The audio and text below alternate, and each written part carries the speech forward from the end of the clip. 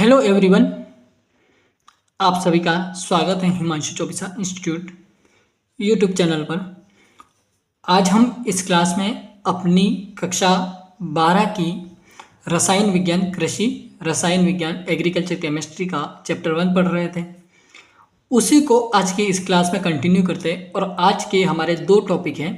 मृदा एक प्राकृतिक पिंड जो आपके सिलेबस में दे रखा है।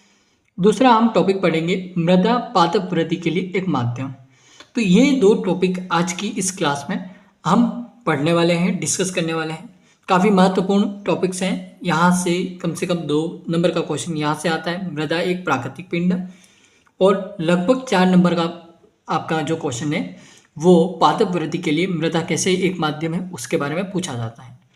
ठीक है, तो आइए बात करते हैं। सबसे पहले मृदा एक प्राकृतिक पिंड है तथा इसका अपना एक स्वतंत्र अस्तित्व है। मृदा क्या है? एक नेचुरल पिंड है, उसका अपना एक स्वतंत्र क्या है? एक अपना अस्तित्व है, यानी कि उसका अपना एक, आप कह सकते हैं कि एक अपना ही कुछ अलग प्रकार से उसके गुण हैं, कुछ विशेषताएं हैं, उसका एक अपना अस्तित्व बना हुआ है। ठीक है, तो इसके कुछ गुण विशेष हैं तथा विभिन्न हैं। इसके बाद में अगला पॉइंट है इसका जन्म। किसका? मृदा का जन्म पैतृक पदार्थों तथा चट्टानों से होता है और यह परिपक्व अवस्था को पहुंचकर पूर्ण प्रोफाइल के रूप में विकसित हो जाता है, या फिर प्रोफाइल के रूप में विकसित हो जाती है। देखिए यहाँ पर पॉइंट ये कहना चाह रहा है कि मृदा का निर्माण एक तो पेरेंट मटेरियल यानी कि पैतृक पदार्थ और एक चट्टानों रॉक से होता है। फिर जब ये पूर्णतः मृदा के रूप में परिवर्तित हो जाती है, तो जब ये पूर्णतः मृदा के रूप में परिवर्तित होती है तो एक प्रोफाइल तैयार करती है। उस प्रोफाइल को आपने पढ़ा होगा या आप फिर पढ़ने वाले हैं, मृदा परिच्छेदिका कहते हैं। तो उसी सॉइल प्रोफाइल के अंतर्गत ये क्या हो जाती है? पूरी तरह से विकसित हो जाती है, उसके प्रति ऐसा एक रूप धारण कर लेती है जिसे मृदा परिच्छेदिका या फिर सॉइल प्रोफाइल कहा जाता है। ठीक है, सॉइल प्रोफाइल में कुछ हॉरिजॉन्स होते हैं, संस्तर होते हैं, वो हम आगे बढ़ते पढ़ते जाएंगे। ठीक है, जानकारी के लिए आपको बता दूं, प्रोफाइल में O, A, B, C और R होता है। ठीक है, तो ये 5 प्रकार के कुछ संस्तर होते हैं मृदा में। तो ये संस्तर अलग अलग भाग में होते हैं। O जो होता है वो ऊपरी भाग का होता है, सबसे प्रथम जो परत आती है उसका। फिर O के बाद में A आता है। ए में भी A1 और A2 आते हैं, B1 B2 आते हैं, और एक C या R होता है जो कि रॉक कहलाता है। ठीक है, तो रॉक यानी कि पत्थर वाला भाग। ठीक है, अब अगला पॉइंट देखते हैं यहाँ पर तीसरा। देखिए यहाँ पर तीसरा पॉइंट ये कहना चाह रहा है कि मृदा एक प्राकृतिक पिंड है क्योंकि ये गहरी होती है और इसमें पृष्ठ क्षेत्रफल भी होता है। यानी कि हमने पढ़ लिया इस बात को कि मृदा एक प्राकृतिक पिंड है, लेकिन उसी के साथ में ये क्या होती है? एक गहरी होती है, इसके अंदर डेप्थ होती है, गहराई होती है, और इसका एक पृष्ठ क्षेत्रफल भी होता है। ठीक है, तो हम जैसे पढ़ते हुए आ रहे हैं कि ये 3D शेप में होती है, तो 3D शेप में जब होती है तो इसका एक क्षेत्रफल भी होता है। उसके बारे में भी धीरे धीरे आगे पढ़ने को मिलेगा। ठीक है, अब दूसरा टॉपिक है मृदा पादप वृद्धि के लिए माध्यम। अब देखिए यहाँ पर मृदा पादप वृद्धि के लिए एक माध्यम कैसे हैं उसको समझते हैं। तो पौधों की जो वृद्धि होती है उसको प्रभावित करने वाले कारकों को 3 वर्गों में विभाजित किया गया है। एक होता है जलवायु संबंधी कारक, दूसरा होता है जीवीय कारक तथा तीसरा होता है मृदीय कारक। जो मृदीय कारक होते हैं उनके बारे में अब हम पढ़ने वाले हैं। तो ये 3 तरह के कारक होते हैं जो एक प्लांट की ग्रोथ में क्या करते हैं? प्रभाव डालते हैं। तो तीसरा कारक देखिए जिसमें पढ़ना है आपको, थोड़ा सा आगे बढ़ते हैं। अब देखिए तीसरा कारक जो है मृदीय कारक, उसमें आपको लिखना है मृदीय वर्ग में सभी मृदा के भौतिक, रासायनिक और जैविक गुण तथा मृदा में होने वाले सभी प्रक्रम जो मृदा की पौधों को खनिज तत्व एवं जल प्रदान करने की क्षमता को प्रभावित करते हैं। मृदा में क्या होता है कि इस वर्ग में सभी मृदा की फिजिकल कंडीशन, केमिकल कंडीशन और बायोलॉजिकल कंडीशन तीनों आती है। ठीक है, तो इन तीनों के जो गुण होते हैं और मृदा में जो होने वाले जो प्रक्रम होते हैं, जो जैसे श्वसन हो गया, उसके बाद में अपन कहते हैं कि इसको क्या कहते हैं, फोटोसिंथेसिस, प्रकाश संश्लेषण हो गया। ये सभी क्रिया जब होती है तो मृदा होती है, उसकी जो पौधों को खनिज तत्व एवं जल प्रदान करने की जो क्षमता होती है वो क्या हो जाते हैं, प्रभावित हो जाते हैं। इससे क्या होता है कि इससे एक तो पौधे की वृद्धि कमी में आती है, पौधों की वृद्धि में कमी आती है, और पौधा जो है वो अपना जो भोजन बनाता है उसमें उसको रोक लगती है, यानी कि उसमें रुकावट आती है, जिससे वो क्या होता है कि अपना भोजन अच्छी तरह से नहीं बना पाता है। ठीक है, आगे बढ़ते हैं। अब इसमें जो वृद्धि कारक हमने पढ़े उसमें कुछ मृदा पौधों की वृद्धि के लिए निम्न आवश्यक दशाएं प्रदान होती हैं। कुछ आवश्यक दशाएं होती हैं जिनके माध्यम से पौधों को वृद्धि मिलती है, या फिर कुछ ऐसी दशाएं भी आएगी जिसमें पौधों को क्या होगा, वृद्धि में रुकावट भी आएगी। तो सभी पौधों को अपने पोषक तत्व के लिए carbon, hydrogen, oxygen, nitrogen, phosphorus, potassium, calcium, magnesium, लोहा, गंधक तथा अन्य सूक्ष्म तत्वों की आवश्यकता होती है। टोटल सभी प्रकार के जितने भी प्लांट हो, चाहे वो फसल हो गई या अनाज वाली होगी, दलहन वाली होगी, तिलहन वाली होगी, सभी फसलों को, यानी कि सभी पौधों को एक इन सभी न्यूट्रिएंट्स की, पोषक तत्वों की, खाद्य पोषक तत्वों की आवश्यकता होती है। ठीक है, अब देखिए अगला पॉइंट, मृदा से पौधों को फास्फोरस, पोटेशियम, गंधक, कैल्शियम, लोहा, बोरॉन, मैग्नीज, जस्ता, तांबा, मोलिब्डेनम और क्लोरीन प्राप्त होता है।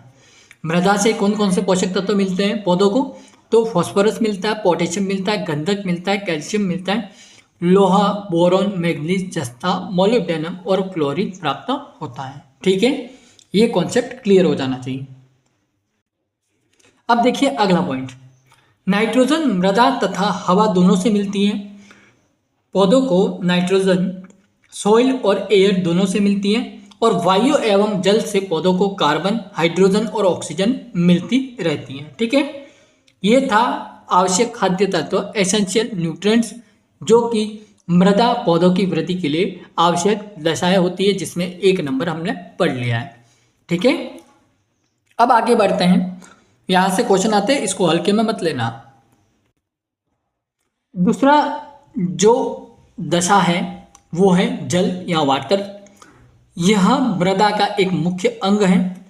मृदा से जितने खाद्य पदार्थ पौधे को मिलते हैं उनमें पानी का भाग सर्वाधिक होता है। किसका भाग सर्वाधिक होता है? पानी का। तो ये एक क्या है, मृदा का एक मुख्य अंग है। फिर पौधों के लिए पानी की मात्रा कम होने पर कोशिकाओं का विस्तार, कोशिकाएं जो वृद्धि होती है कोशिकाओं की वो, और जब कोशिकाओं का विभाजन होता है तो ये दोनों क्या हो जाते हैं, कम हो जाते हैं। ठीक है, पौधों में प्रकाश संश्लेषण के लिए पानी की आवश्यकता तथा इसकी कमी, यह आवश्यक क्रिया धीमी पड़ जाती है। जब पौधे प्रकाश संश्लेषण के द्वारा अपना भोजन बनाते हैं तो उस स्थिति में जब पानी की कमी हो जाती है तो इस कारण से उसकी जो आवश्यकता होती है, किसकी, पानी की, तो उससे क्या होता है, वो आवश्यकता की क्रिया जो होती है वो धीमी पड़ जाती है, प्रकाश संश्लेषण धीमा पड़ जाता है, जिससे पौधों की वृद्धि नहीं हो पाती। लेकिन यहीं पर अगला पॉइंट बात करते हैं। देखिए यहाँ पर अगला पॉइंट ये है कि यहाँ पर खनिज तथा कार्बनिक पदार्थों के चारों ओर जल क्या करता है, भ्रमण करता है, घूमता है, तथा इनसे अनेकों पदार्थों को विलय करके मृदा विलयन बनाता है, और यही मृदा विलयन पौधों को प्राप्त होता है। यानी कि सीधा जल तो सीधे जो आवश्यक तत्व होते हैं जैसे खनिज और कार्बनिक पदार्थ होता है वो सीधे नहीं मिल पाते हैं, लेकिन यहीं पर जल एक महत्वपूर्ण भूमिका निभाता है, जिसके माध्यम से वो इन सभी खनिज और कार्बनिक पदार्थों का क्या करता है, एक विलयन तैयार कर देता है। वो विलय करके मृदा में विलयन बनाता है।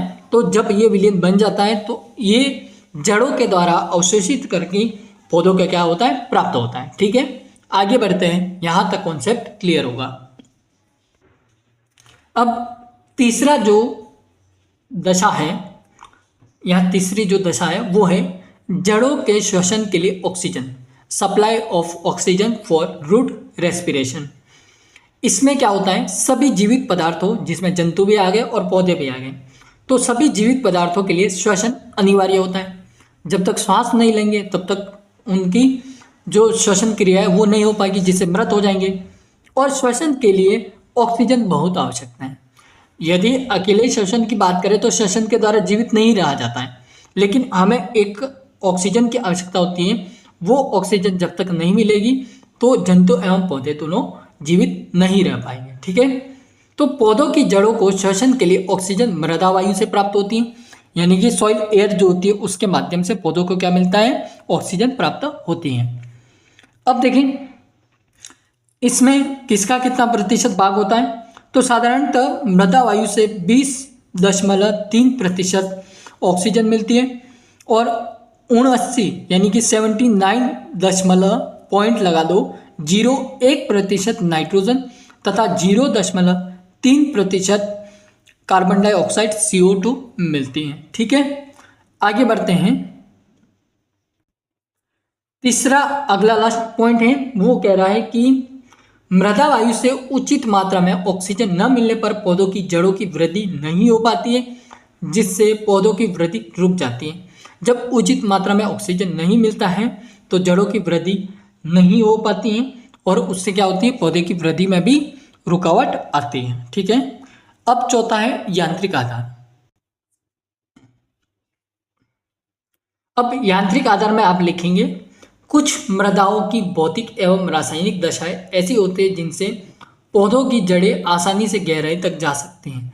कुछ फिजिकल एंड केमिकल कंडीशन ऐसी होती है जिनमें पौधे की जो जड़ें होती है वो गहराई तक जाकर आसानी से फैल सकती हैं।